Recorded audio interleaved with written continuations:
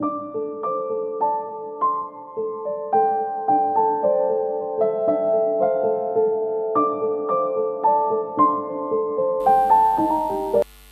मन भजन बिना दुख भई हो, इसको मैंने कई बार सुना था।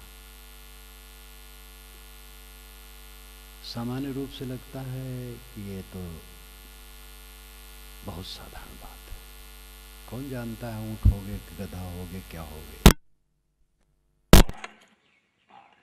पौराणिक बात नहीं है, जैसे चांद और सूरज साफ दिखाई देते हैं वैसे परम तथ्य दुनिया में ऊंट होते हैं, कौवा होते हैं, बैल होते हैं,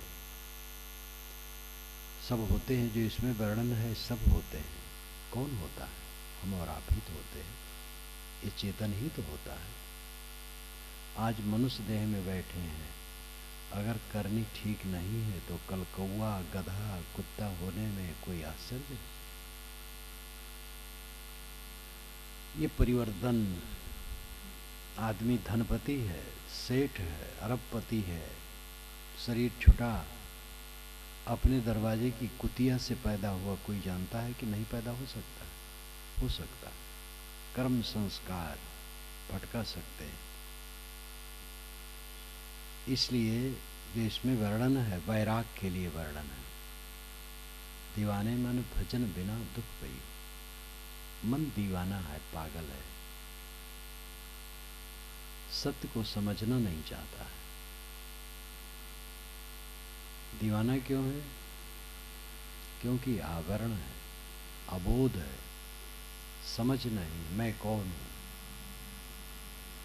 मैं देह हूं, मैं स्त्री पुरुष हूं, मैं काला गोरा हूं, मैं ब्राह्मण शूद्र हूं, मैं हिंदू मुसलमान हूं, मैं शिक्षित अशिक्षित हूं, धनी निर्धन हूं।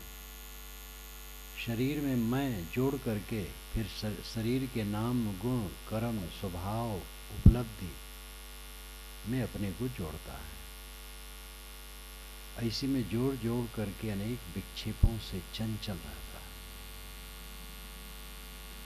जहां देह बने हम तो देह संबंधी प्राणी पदार्थ, परिस्थित अवस्था, गुण, कर्म, स्वभाव, उपलब्धियों में जुड़े, और वहां फिर विक्षेप विक्षेप विक्षेप, चंचलता चंचलता। ये नहीं मिला, वो नहीं मिला, ये बिगड़ गया, ये बन गया, अमुक ने हमें ये कह दिया, हमें दूसरे ने अपमान किया, न मालूम कितना रोग इकट्ठा हो जाता है, और कुछ न कुछ नहीं।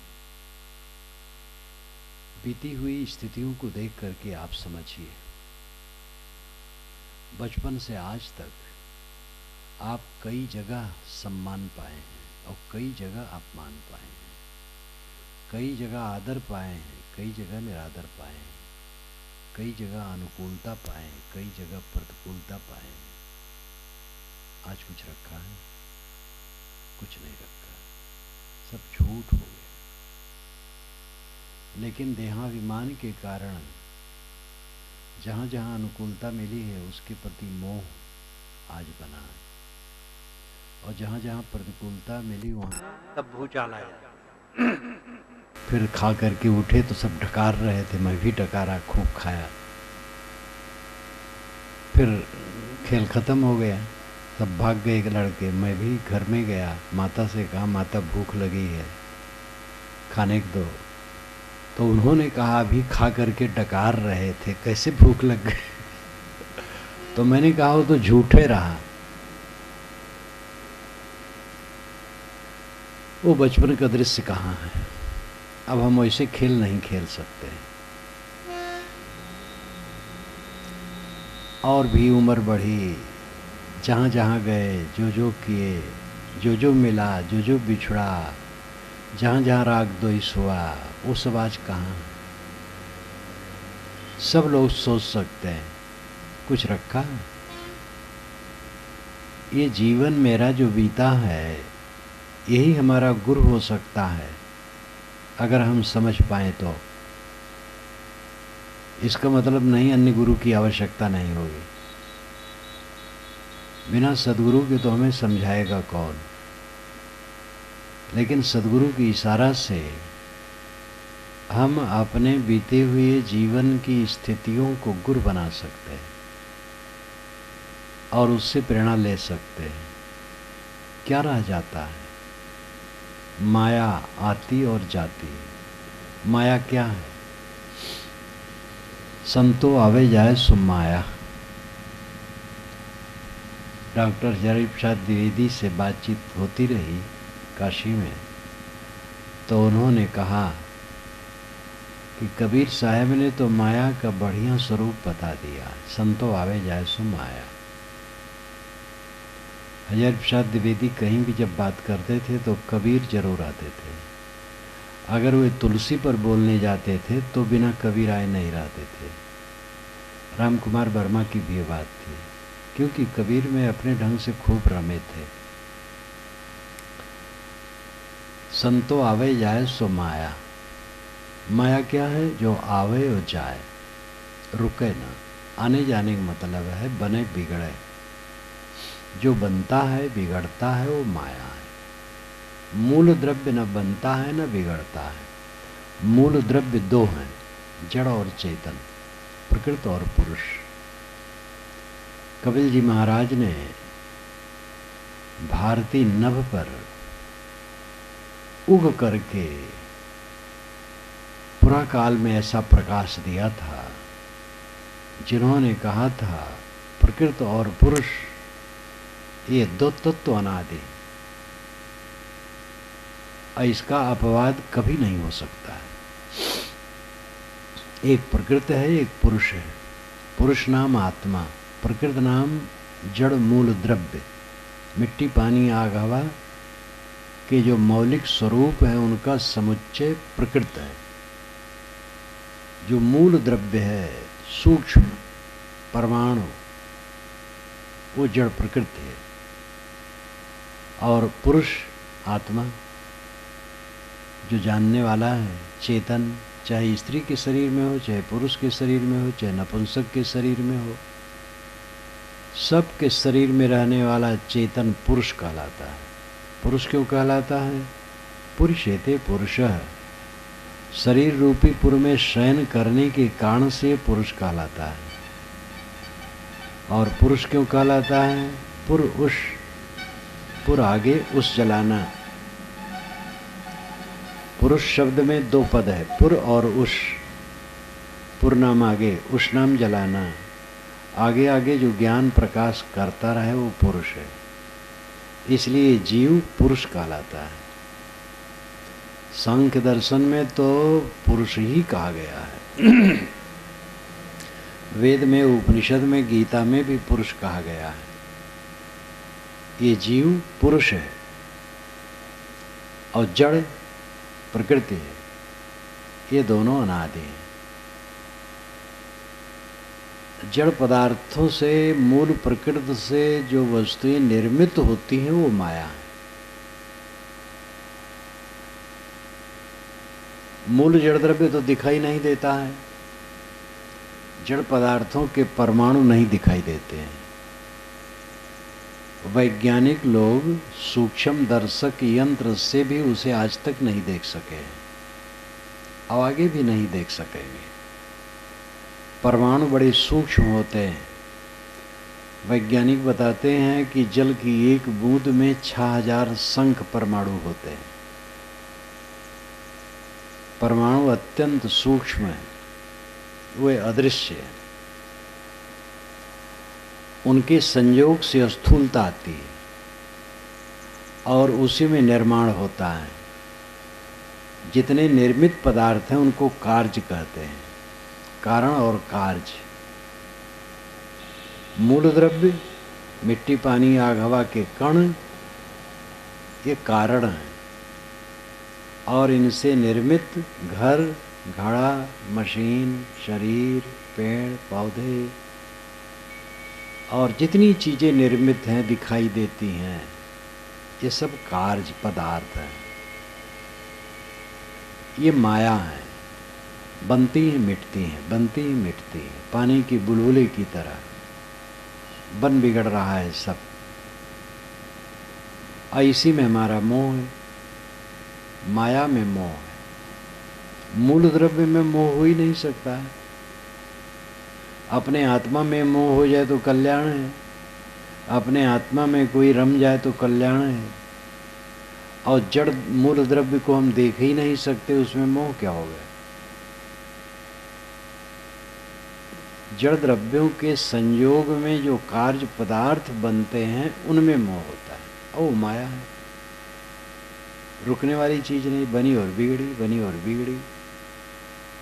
ऐसी मोह करके हम लोग बेवकूफ बने, दुख भोगते हैं। हरदम चिंता, किस चीज के लिए चिंता जो रहने वाली नहीं है। किस लिए रो रहे हो? जो मिट गया है उसका स्वभाव ही मिटना था, तो उसको कोई रोक पाएगा? जो बिगड़ गया है उसका स्वभाव ही था बिगड़ना। कोई प्रतिकूल हो गया है, मित्र था बैरी हो गया है, मन बदलने वाली चीज है, माया है। क्यों मोह कर लिए थे? भजन बिना दुख पई हो, दीवाने मन भजन बिना दुख पई हो। अरे दीवाने मन, भजन के बिना दुख पाओगे। भजन क्या है? भज सेवा धातु से बना है। भजन का पहला अर्थ है सेवा करना। भजन का अर्थ है निर्णय करना, चुनना, विभाग करना, स्मरण करना, चिंतन करना। ये अनेक अर्थ भजन के होते हैं। अंतिम है भजन का अर्थ अलग हो जाना, विभाग कर लेना। सरल अर्थ है मन को मोह से, माया से हटाए बिना दुख पाओगे। भजन है मन को माया से हटाना। हमारा मन माया में लगा है, जो दिखाई देता वो माया है, और उसी में मन लगा है, उसी में चिपका है, उसी में आसक्त है, इसलिए कष्ट होता है। क्योंकि वो बनने बिगड़ने वाली चीज आई और गई, बनी और बिगड़ी, मिटी। ऐसी मिटने वाली चीज में जो अपने मन को रखेगा और तकलीफ न पाएगा तो क्या पाएगा? जीव के स्वरूप में दुख है ही नहीं। आत्मा नित्य आनंद स्वरूप है। दुख कुछ नहीं, यही आनंद है। और क्या आनंद? कोई लड्डू खाने का आनंद थोड़े। विषयों के संपर्क में जो आनंद आता है वो तो दुख है, दुख पैदा करता है। जीव के स्वरूप में विषय संसार है ही नहीं। देह द्वारते जगत ज्ञान है, जगत ज्ञान है दुखदाई। देह संबंध छुटेगा तब जब सकल वासना जिर जाए। ये निर्मल साहब के वचन है। निर्मल साहब का न्यायनामा टीका सहित इन पुस्तकों में आया होगा। अब पूरे निर्मल सत्य ज्ञान प्रभाकर की टीका भी कुछ दिनों में आप देखेंगे, प्रेस में दे दिया गया है। टीका कर दी गई है पूरी न्यायनामा की, और छपने कंपोज में चली गई है। चली गई होगी या जाने वाली होगी, तैयार है प्रेस के लिए। निर्मल साहब की वाणी बड़ी तीखी, बड़ी धारदार।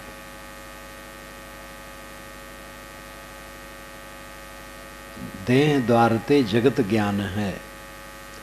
देह के जरिए से जगत का ज्ञान होता है, और जगत ज्ञान है दुखदाई। जगत को जानो और दुख भोगो। तो जगत को कैसे न जाने? देह का संबंध कैसे कट जाए सदा के लिए? देह संबंध छूटेगा तब जब सकल वासना जल जाएगी, जब सारी वासना जल जाएगी, कुछ इच्छा नहीं रहेगी। दुनिया के भोगों की इच्छा जब तक है तब तक इसमें भटकना है। जब तक कोई शराब पीने की इच्छा वाला है तब तक वो शराब की दुकान पर जाता रहेगा, और जब शराब पीने की इच्छा खत्म हो जाएगी वो शराब की दुकान पर नहीं जाएगा। इसी प्रकार जब तक संसार के विषयों को भोगने की इच्छा है, संसार के राग रंग में, चटक मटक में मोह है, तब तक आना जाना मिटेगा नहीं। तब तक पता नहीं कब कब गधा, घोड़ा, कौवा, कबूतर होना पड़ेगा। भजन बिना दीवाने मन, भजन बिना दुख पई। ये पूरा भजन एकदम यथार्थ है। झट झट जीव शरीर छोड़ता है और देह धरता, और छोड़ता है और धरता है। छोटे छोटे कीड़ों में, टट्टी पेशाब में उत्पन्न होने वाले क्षण ही पैदा हो जाते हैं और क्षण ही मर जाते हैं। ऐसा उनका बनने बिगड़ने, शरीर बनने बिगड़ने की योनि है। इसमें सब जीव भटक रहे हैं। ये अहंकार कि हम नहीं भटकेंगे, अज्ञान है। वो तो ज्ञान अवस्था में पहुंच करके तब ये दशा आती है कि भटकना बंद हो। जब आत्मा अपने स्वरूप में स्थित हो गया, सारी कामनाएं शांत हो गई, बुझ गया अंदर, तब शांति होगी, तब भटकना बंद होगा। दीवाने मन भजन बिना दुख पई हो। इसलिए भजन करो, भजन करो, माया के मोह का त्याग करो। माया मोह बधा सब लोई, अल्प लाभ मूल गो खोई। माया के मोह में सब लोग बधे हैं और उसमें लाभ है अल्प और मूल खो जाता है। और लाभ क्या है? लाभ भी हानि है। इंद्रियों की खुजलाहट कोई सुख है? सुख तो मन की निश्चिंतता है, प्रसन्नता है, निरंतर आनंद, निरंतर खुशी खुशी, परमानंद, परम सुख, जिसमें दुख नाम की चीज न हो, वो आनंद है। और वो आनंद होगा जब वासनाओं का क्षय होगा। इसके लिए सत्संग करो, संतों की संगत में बैठो। निर्णय के वचन कहने वाले संत भी कम हैं। घंटा घंटा भर महात्माओं और पंडितों के प्रवचन होते हैं, भगवान की महिमा में ही बीत जाता है। भगवान ने ये किया, भगवान ने वो किया, भगवान ने दुनिया बनाई, भगवान ने पेड़ पौधे बनाए, भगवान ने क्या किया? भगवान ने बनाया कि किसने बनाया? हवा में पत्थर मारते रहते हैं। अरे ये पेड़ पौधों में बीज वृक्ष का प्रवाह है, इसको बनाया किसने? जगत अनादि अनंत है, जगत सदा से है और सदा रहेगा। बीज वृक्ष का प्रवाह है, कर्म देह का प्रवाह है। परंतु हर बात में भगवान भगवान कह करके समय बर्बाद करते हैं, काम की चीज बहुत कम कहते हैं। एक बार की याद है, सन 62 होगा, मैं काशी में था, तो एक पंडित जी वहीं थे, रामायणी। तो कहे महाराज काशी चौक में बिंद जी का प्रवचन रामायण पर होगा, सुनने चलेंगे? मैंने कहा चलो भाई। उनको तो कई बार उनकी महिमा सुना हूँ कि बहुत अच्छा रामायण कहते हैं, परंतु सुना नहीं। तो गया, रात का समय था। एक महिला बोल रही थी, वो भी अच्छा बोल रही थी। इतने में वो आए, बैठे, 1 घंटा बोले। साहित्यिक तो खूब था, और जो बोलते थे इतना बढ़िया तुक जोड़ते थे, मुझे भी रोमांच आ जाता था। कहने का लहजा उनका बड़ा सुंदर था। और चौपाई जब गाते थे तो मालूम होता था कि जैसे कोई 22 वर्ष का जवान गा रहा, और 75 से उस समय कम नहीं रहे होंगे। स्वर उनका बड़ा सुंदर था और कहने का तरीका बड़ा सुंदर था। और भरत का, हनुमान जी का प्रेम सुना रहे थे। किंकर जी भरत को उठाते हैं कि उठाते रहे कि उनका प्रेम निर्मल था, और वो उठाते थे हनुमान जी का प्रेम, बिंदु जी। तो हनुमान जी के विषय में 1 घंटा कहे। सुनने में तो आनंद लगा, लेकिन उपदेश नाम की चीज उसमें नाम मात्र। जैसे खत्म हुआ छोटा छोटा गुटका लिए बहुत से रामायणी बैठे थे, सब खंडन करने लग गए आपस में। वो तो उठ करके चले गए और सभा में पूरा हलचल। तो इस प्रकार उन्हीं की बात नहीं है, अनेक जगहों में महिमा महिमा। कबीर साहब की महिमा इतना लोग गाने लगते हैं कि उन्होंने ये कर डाला, वो कर डाला, वो कर डाला, मृतक को जिला दिया, चौकी को चला दिया, जो कभी नहीं हो सकता है। तो पंडित महात्मा का व्याख्यान घंटों घंटों होगा, महिमा करते जाएंगे, भगवान की महिमा, अवतार की महिमा, देवता की महिमा, महात्मा की महिमा। काम की बात कम करते। काम की बात क्या है? आप कौन हैं, किसमें फंसे हैं, किसमें दुख भोग रहे हैं, उसको समझो। आप शुद्ध आत्मा हैं, शुद्ध चेतन हैं, आपके स्वरूप में दुख नहीं है। आप अपने को पहचान जाइए और अपने में ठहर जाइए तो दुख नाम की चीज नहीं। इस समझ को अपनाओ। दुख क्यों होता है? जो सामने मिलता है उसमें मोह करने से दुख होता है, ममता करने से दुख होता है। पहली ममता हमारी देह में होती है। मैं मान लेता हूँ मैं देह हूँ या मेरी देह है। अब उसके बाद तमाम ममताएं होने लगती हैं। एक देह में ममता शुरू हुई तो दुनिया की बहुत सी वस्तुओं में ममता, और सारा दुख शुरू हो जाता है। फिर रोना है, केवल जीवन भर रोना और कुछ नहीं। दुख न चाहो, ममता छोड़ो, मोह छोड़ो। प्रश्न आता है ममता मोह छोड़ देने से व्यवहार कैसे बनेगा? ये माताएं तो पहले प्रश्न करेंगी, ममता छोड़ दें तो बच्चों को कैसे संभालें, उनकी सेवा कैसे करें? ममता रखो, थोड़ी ममता रखो, ज्यादा कर लेते हो। थोड़ी ममता करो, थोड़ी ममता बिना तो काम नहीं बनेगा। हम लोग सब अपना अपना घर बनाए हैं, तो जब मरम्मत करना होता अपने घर का मरम्मत करते, दूसरे घर की मरम्मत नहीं करते। पैसा कौड़ी जहाँ भी पाए तो अपने घर में रखते हैं, दूसरे को तो बांटते नहीं आते हैं। खलिहान से अन्न जब उठाते हैं तो एक एक टोकरी घरों में डालते नहीं आते, अपने घर में ला के रखते हैं। अगर आप कहो सब घर मेरे हैं, किसी घर में घुस जाओ तो पीटे जाओगे। अपना घर जो माना है उसमें जाओगे तो परेशानी नहीं होगी।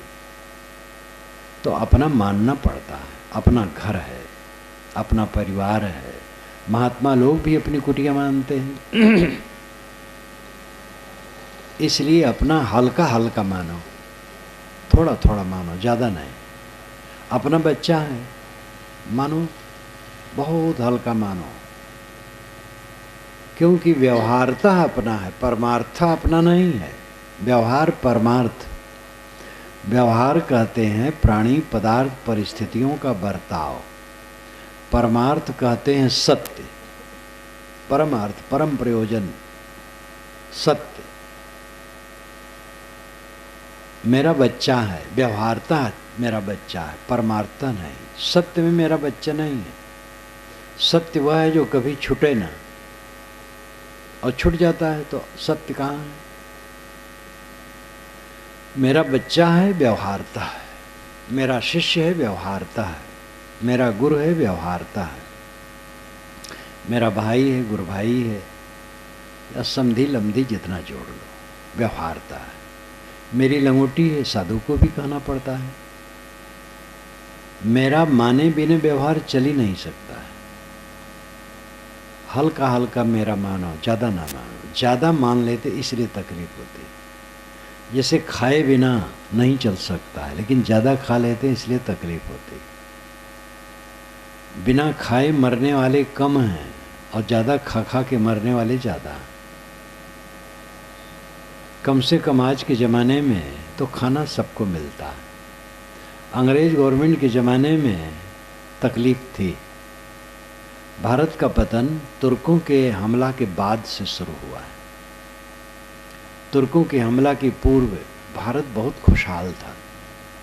वेन सांग 6ठी शताब्दी में आए हैं तो सर्वत्र वो खुशहाली दिखाते हैं, फसल लहलहा रही है, सब खुशहाल है, गरीबी और दुख उन्होंने कहीं नहीं कहा है। तुर्कों के हमला के बाद देश तहस नहस हो गया और व्यवस्था बिगड़ गई।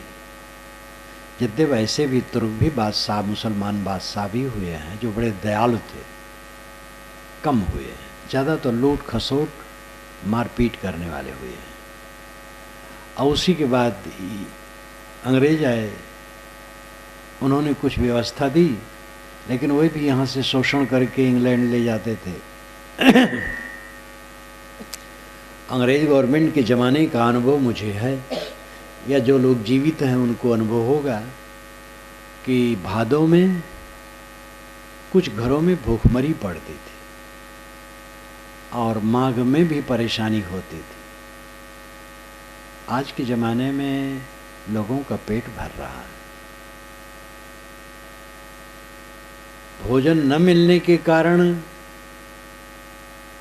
कोई मरा होगा, मरता होगा, शायद कोई न मरता हो, लेकिन खा खा के मरने वाले बहुत हैं, ज़्यादा खा खा करके, खाने की आदत ज़्यादा। जितना हम लोग खा जाते उतने खाने की ज़रूरत नहीं है, लेकिन आदत है, प्रलोभन है, और तमाम बीमारियां अधिक खाने से होती है, और तमाम बीमारियां अधिक गड़बड़ सोचने से होती है। प्रसिद्ध कथाओं में प्रसिद्ध कवियों के साथ, प्रसिद्ध संतों के साथ नई नई कहानियां जुड़ती।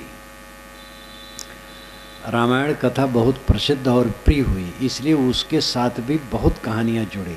एक कहानी यह है कि चित्रकूट में जब महाराज श्री राम गए तो लक्ष्मण से कहे भैया आप कुटिया बनाना है, लेकिन यहाँ के जमींदार से पूछना चाहिए जिसकी ज़मीन है, राजा महाराजा कोई भी हो, बिना आज्ञा के बनाना शोभा नहीं। तो लक्ष्मण धन्ना बाण उठाए चल दिए। बहुत दूर तक गए, कोई नहीं, खाली जंगल जंगल, कहाँ जाए, किससे पूछें। तो एक मोटा ताजा बंदर बैठा था, उन्होंने कहा मानो यही राजा है, और कहा भाई बताइए बंदर जी, हम एक कुटिया बनाना चाहते हैं, आपकी आज्ञा है कि नहीं। तो बानर ने एक हाथ से अपनी पेशाब की इंद्री पकड़ी और एक हाथ से जीभ, और इनको दिखाया। लक्ष्मण को बड़ा क्रोध जगा कि बहुत बदतमीज बंदर है, और धन्ना उठाया मारने के लिए, बाण चढ़ा करके मारने के लिए सोचा, ख्याल आया भैया से पूछ लें। तब श्रद्धा भक्ति से आदमी बच जाता है पापों से। गए महाराज राम से पूछे, उन्होंने कहा बहुत सही उत्तर उसने दिया है, ये दोनों को अपने बस में कर लो, कहीं कुटिया बना लो। जीभ को और इंद्री को अपने बस में रखो, संयम से रहो और वाणी मीठी बोलो, सत्य बोलो, कहीं कुटी बना लो, कोई हर्ज नहीं पड़ेगा। ऐसे कबीर साहब से कहानी जुड़ी है। कबीर साहब अपने शिष्य के साथ जा रहे थे तो थक गए, तो एक उपवन मिला, फुलवारी, तो वहाँ राजा का ठहरने के लिए डाक बंगला बना था। तो कबीर साहब ने कहा हम लोग थक गए हैं, एक कमरा में तुम जाओ सो जाओ, एक कमरा में मैं सो जाता हूँ, और अगर कोई आएगा पूछेगा तो कुछ बनाना नहीं। दोनों सो गए। इतने में चपरासी आया, तो देखा दो आदमी सोए हैं। गया कबीर साहब जगाया, कौन है आप, यहाँ कैसे सोए हैं। कबीर साहब कुछ नहीं बोले, आंख मीचते हुए मलते हुए उठ पड़े, अपना सामान लेके चल दिए। तो वो भी कुछ नहीं बोला। जब कबीर साहब के शिष्य साथी जो शिष्य था उसके कमरे में गए, वहाँ देखे, और डांटा कौन है आप सोया है। तो उसने कहा तुम नहीं देखते हो मैं साधु हूं? तो उसने ढकेला जोर से कि साधु बने हो तो पेड़ के नीचे सोए, यहाँ साधु यहाँ कमरे में कैसे सोए? डांटा और ढकेला। जब कबीर साहब आगे गए तो उससे मिला, कहे महाराज उसने मुझे धक्का दिया और डांटा। तो साहब ने कहा तुम कुछ बने होगे? कहे नहीं महाराज कुछ नहीं बना। तो कहे कैसे बात हुई? तो बताया। तो कहे तुम जानते नहीं मैं साधु हूँ? तो तुम साधु तो बने। साहब ने कहा तुम साधु बने इसीलिए ढकेले गए, मैं तो कुछ नहीं बना। जब उसने कहा कौन है तो मैं चुपचाप उठ पड़ा, अपना सामान लेके चल दिया। महापुरुषों के साथ कथाओं के साथ और कथाएं बन जाती हैं। एक कथा कबीर साहब के साथ है।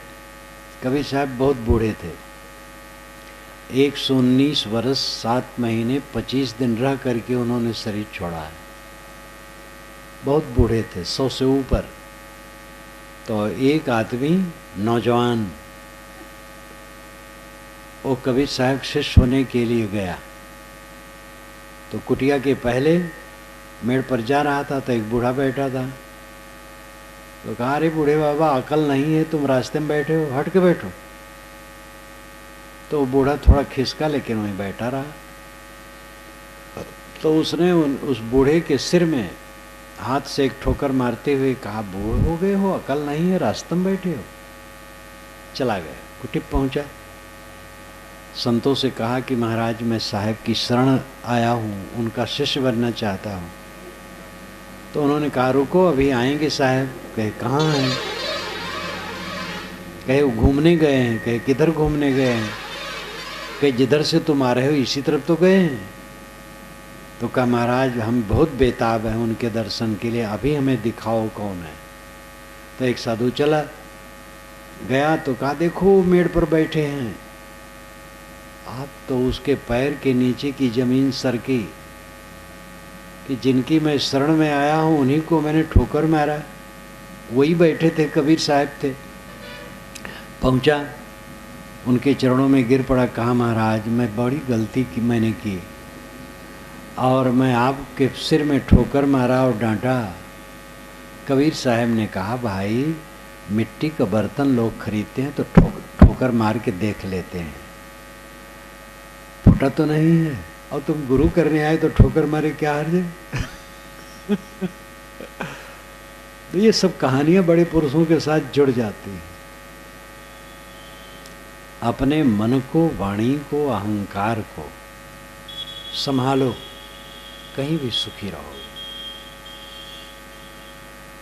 गलत खा करके जो नहीं खाना चाहिए, इसमें बहुत सज्जन बैठे होंगे जो बीड़ी पीते होंगे, कोई तम्बाकू खाते होंगे, कोई पान खाता होगा, कोई और कुछ। माताओं को धन्यवाद है ये दुर्व्यसनों से रहित रहती है, नहीं कोई कोई माता तम्बाकू खाती है। इसमें भी शायद कोई तम्बाकू खाने वाली हो। तो ये नशा का सेवन जो करते इससे क्या फायदा होता है? नुकसानदेह है। अंडा मांस मछली तो एकदम गंदी चीज है, हिंसा से प्राप्त है। अंडा एक गर्भ है, अंडा में तेजाब ज्यादा होती है। अंडा मांस मछली कभी नहीं खाना चाहिए। नशा का सेवन कभी नहीं करना चाहिए, पान भी नहीं खाना चाहिए। साफ सुथरे रहो। गलत चीज खाकर, ज्यादा खाकर, कुछ समय में खाकर लोग बीमारी बुलाते हैं। और गलत बात सोच कर सब अपने मन को खराब करते हैं। बच्चे ने कुछ कह दिया, अब सोच रहे हैं, अब रात दिन वही सोच रहे हैं। उसने थोड़ा गुस्से में कह दिया, अब दिमाग से उतर नहीं रहा है। बड़े ने कह दिया तो थोड़ा गम होता है, वही बड़े हैं कोई बात नहीं। लेकिन छोटे ने कह दिया तो लाठी लग गई। इससे सबका मन दुखी है। और इसके साथ साथ जितना मन से सब उलझन की बात सोचोगे उतना रोग बढ़ेगा। पेट और मन ये दो को संभाल ले बस मुक्त। मन को संभालो, पेट को संभालो। पेट में गलत चीज़ न जाने दो, ज़्यादा न जाने दो, संतुलित भोजन डालो, हर समय ताज़ा स्फूर्त वाले रहो, सात्विक भोजन करो, मिर्च मसाले ठीक नहीं, हल्दी, जीरा, धनिया, हल्का नमक, इतना मसाला काफ़ी है। और तली भुनी चीज़ें तो ऐसे कब खाया जाता है, कभी कभी खाए। और धनी लोग ऐसे कितने हैं जो तली भुनी चीज़ खूब खाने लगते हैं और बीमारी बुला लेते हैं। एक बार एक जगह में था तो एक सज्जन मिलने आए, सेठ थे, तो संत ने परिचय दिया, इनके यहाँ रोज़ शाम को पूड़ी बनती है। तो उनसे तो मैं कुछ नहीं कहा, लेकिन अच्छा नहीं लगा। पूड़ी कभी कोई खा ले, रोज शाम को पूड़ी खाएगा तो बीमारी बुलाएगा। जल्दी पचने वाला भोजन, सात्विक भोजन, संतुलित भोजन करो और मन सहनशील रखो, सह लो। पिता का सहना है, पुत्र का सहना, गुरु का सहना है, शिष्य का सहना है, समधि का सहना है, जीजा का सहना है, साला का सहना है, पत्नी का सहना है, पति का सहना है, राह चलंतु का सहना है, सबका सहना है। जितना सहो उतना अमृत हो जाओ, और जितना असहनशील बनो उतना विष उबला करेगा। सहनशील बनो, धैर्यवान बनो, अपने को संभालो, ये भजन है। विकारों से भागना भजन है, बुराइयों को छोड़ना भजन है। कबीर साहब का वो पद बहुत प्रसिद्ध है बीजक का, पंडित बात बदे सो झूठा, राम के कहे जगत गति पावे, खाण कहे मुख मीठा, भोजन कहे भूख जो भाजे, जल कहे तृषा बुझाई, पावक कहे पाव जोड़ा है तो दुनिया तर जाई, नर के संग सुआ हरि बोले हरि प्रताप न जाने, जो कभी उड़ जाए जंगल में तो हरि सुरत न आने, बिन देखे बिनारस परस बिन नाम लिए का होई, धन के कहे धनिक जो हुए निर्धन रहे न कोई, सांची प्रीत विषय माया सो हरि भक्तन की फांसी, काहे कबीर एक राम भजे बिन बांधा जमपुर जासी। साहब कहते हैं पंडित, जो तुम बात बदते हो, पक्का करते हो कि राम राम कहने से मोक्ष होता है, ये बात झूठी है। साहब सीधे सीधे कहते थे, पंडित बात बदे सो झूठा, राम के कहे जगत गति पावे, खाण कहे मुख मीठा। राम राम कहने से जगत के लोग गति पावें, मोक्ष पावें, तो खाण खाण कहने से मुख मीठ हो जाना चाहिए। पावक पावक कहने से आग गर्म, पैर गर्म हो जाए, भोजन भोजन कहने से भूख भाग जाए, पानी पानी कहने से प्यास बुझ जाए। नर के संग में सुगा राम राम कहता है, लेकिन जब जंगल में उड़ गया राम का उसे ख्याल भी नहीं आता, राम समझता ही नहीं क्या है। धन धन कहने से लोग धनी होते तो कोई निर्धन न रहता। सांची प्रीत विषय माया से है, ये हरिभक्तों की फांसी है। अब आप देखिए, शुरू में तो कहते हैं राम राम कहने से कल्याण नहीं होगा, अब अंत में कहते हैं राम के भजन बिना कल्याण नहीं होगा, तो विरोध इसमें नहीं है। इसमें बात यह है कि राम राम बिना समझे तुम कह रहे हो। वैसे बिना समझे भी कोई कहता है तो अच्छा है, कुछ तो कहता है। राम राम कहे, रहीम रहीम कहे, कुछ कहे, अच्छा है। परंतु कल्याण होगा, राम को समझो।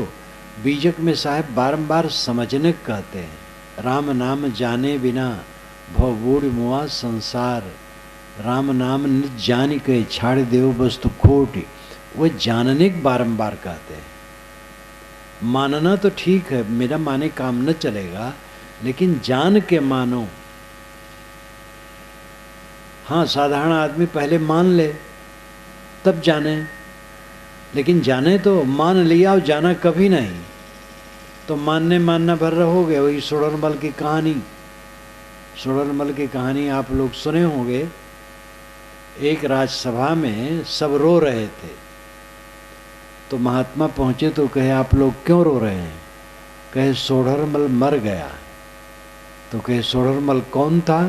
कहे तो हम नहीं जानते हैं। राजा रो रहे थे, उन्होंने कहा सोडरमल मर गया, तो हम लोग भी रोने लगे। तो महात्मा ने राजा से पूछा, राजा ने कहा कि सोढ़रमल मर गया इसलिए मैं रोता हूँ। तो कहे सोढ़रमल कौन है? कहे तो मैं नहीं जानता। रानी रो रही थी, उसने कहा सोढ़रमल मर गया, तो मैं भी रोने लगा। तो रानी से पूछे, तो रानी ने कहा महाराज मैं नहीं जानती सोढ़रमल कौन है। धोबिन आई थी कपड़ा देने के लिए, तो रो रही थी, तो मैंने कहा क्यों रोती हूँ? कहे सोढ़रमल मर गया, तो मैं भी रोने लगी। तो धोबिन के यहाँ गए महात्मा, कहे भाई तुम क्यों रोती हो? कहे महाराज सोढ़रमल मर गया। कहे सोढ़रमल कौन था? कहे महाराज हमारे पास कोई बाल बच्चे नहीं, एक गधा था, उसका नाम मैंने सोढ़रमल रखा था और वो मर गया। तो कोई नहीं जाना कि सोढ़रमल कौन, और सब रो दिए। ये कहानी है गतानुगतिका। अंधे न्यूनी माना यथा अंधा। ये उपनिषद के ऋषियों ने कहा है कि अंधे जैसे अंधे को चलावें तैसे सब चला रहे हैं। तो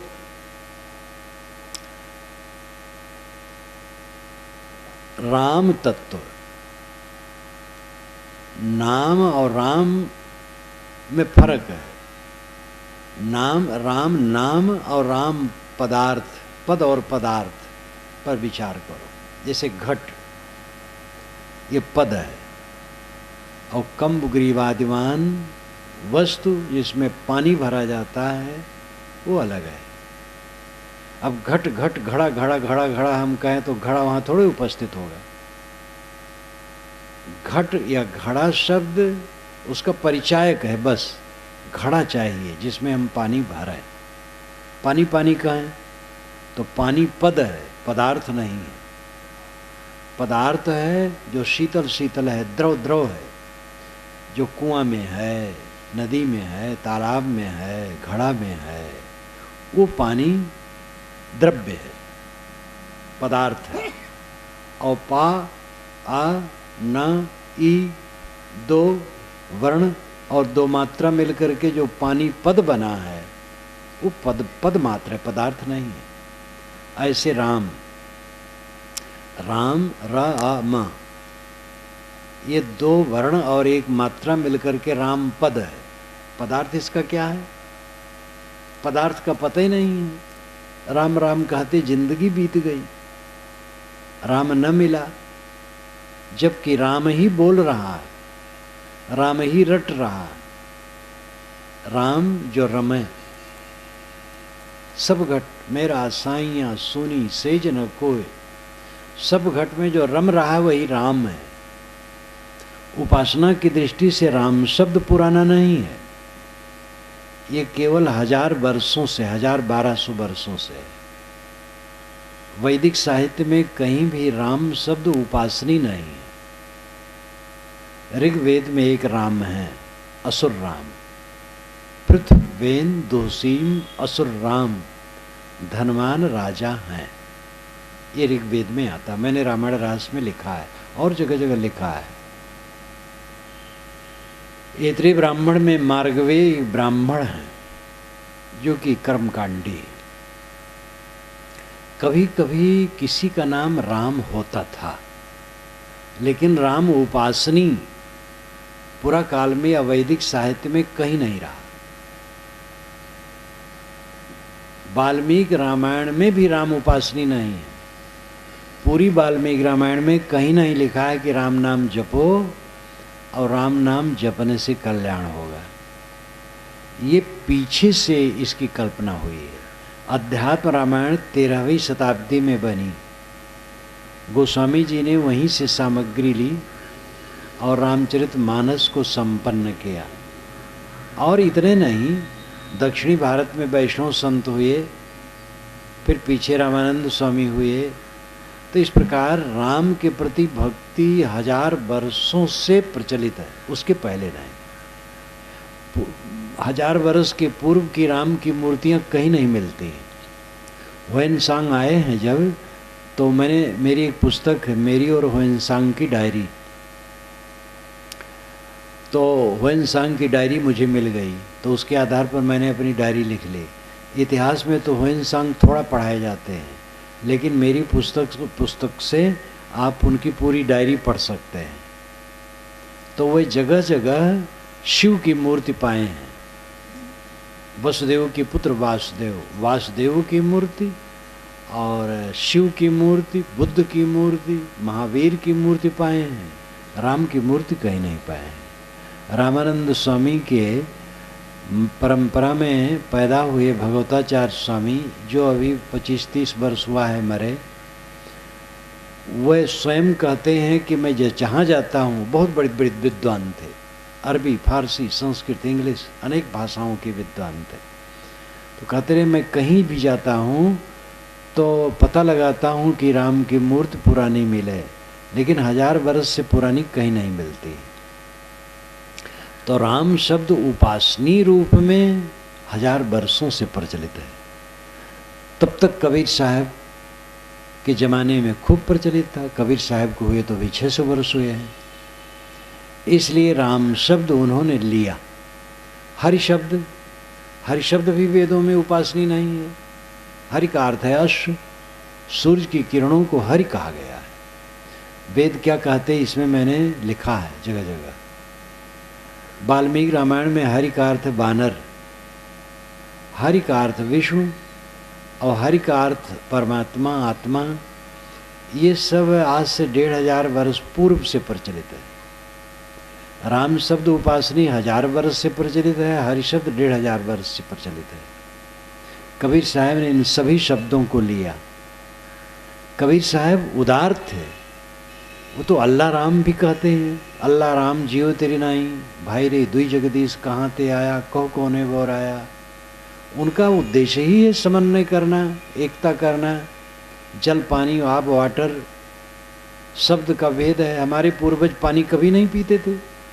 वेदों में पानी शब्द नहीं है, वैदिक साहित्य में पानी शब्द नहीं है, संस्कृत साहित्य में कहीं पानी शब्द नहीं। जल है, आप है, सलिल है, पानी नहीं। पानी शब्द पान से पीछे बन गया। पान शब्द संस्कृत में है। पान से पीने को पान कहा गया, तो पान से पानी शब्द बन गया, पानी का प्रचलन हो गया।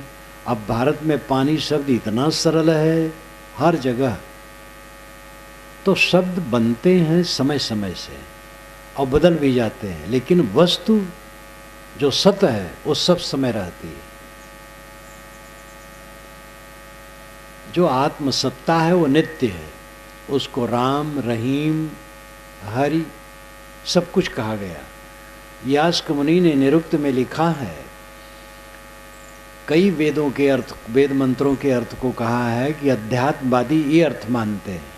ये अपने वेद में मैंने लिखा है कई जगह।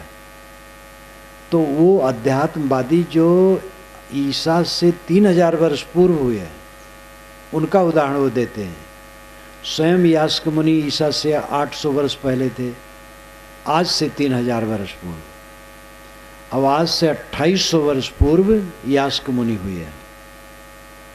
अब वे और पुराने मुनियों को, निरुक्तकारों का उदाहरण देते हैं कि जो आत्मवादी हैं वे ये अर्थ मानते हैं।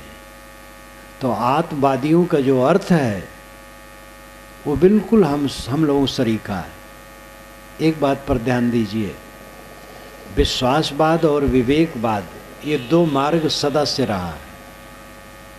विश्वासवाद कहता है कि परमात्मा आत्मा से अलग है, विवेकवाद कहता है कि आत्मा परमात्मा है। इसमें शाखाएं बहुत हैं।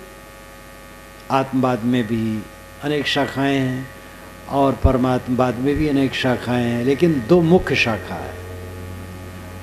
एक कहता है आत्मा से परमात्मा अलग है, एक कहता है आत्मा ही परमात्मा है।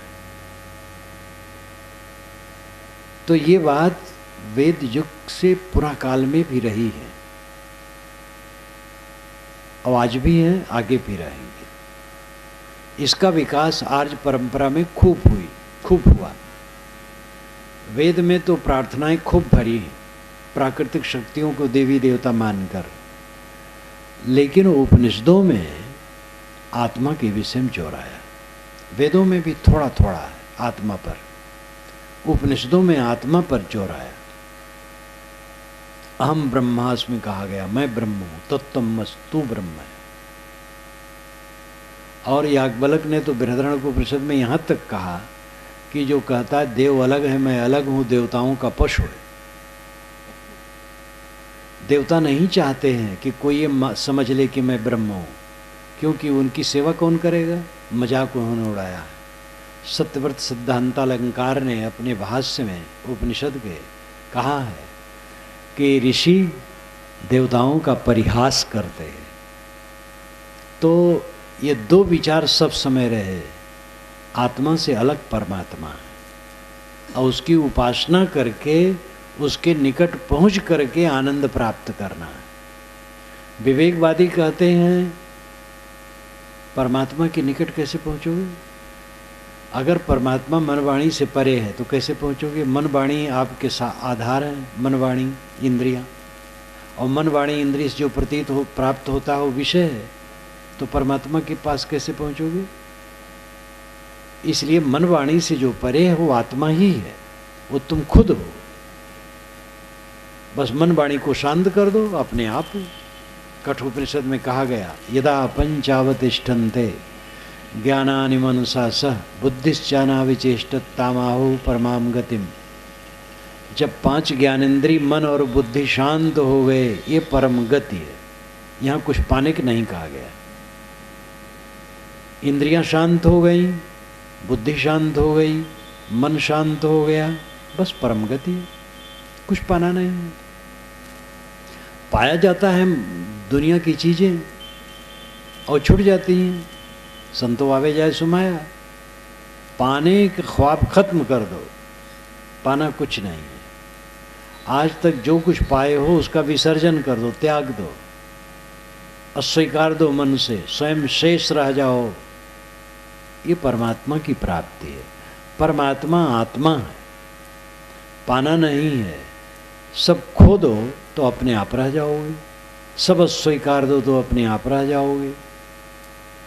एक मकान के ऊपरी तल्ला के झरोखे के पास बैठा व्यक्ति सड़क को देखता है, तो सड़क पर चलने वाले व्यक्तियों और दृश्यों को देखता है, और जब झांकी बंद कर लेता है तो अपने आप रह जाता है, फिर नहीं देखता है।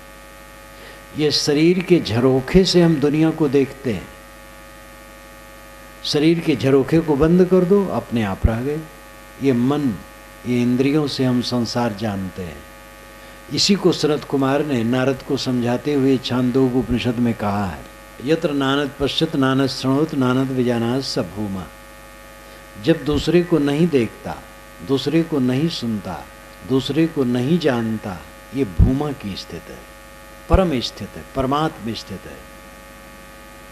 रूमी साहब ने कहा, जो मुस्लिम संत थे, चश्म बंदो गोश बंदो लब्य बंद गर्नबीनी सर्रे हक बरमन बखन।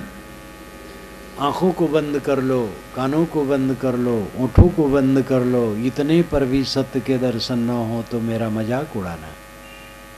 कबीर साहब कहते हैं, समझ बूझ जड़ हो रहे बल तज निर्बल होए, कहें कबीरता संत का पला न पकड़े कोई।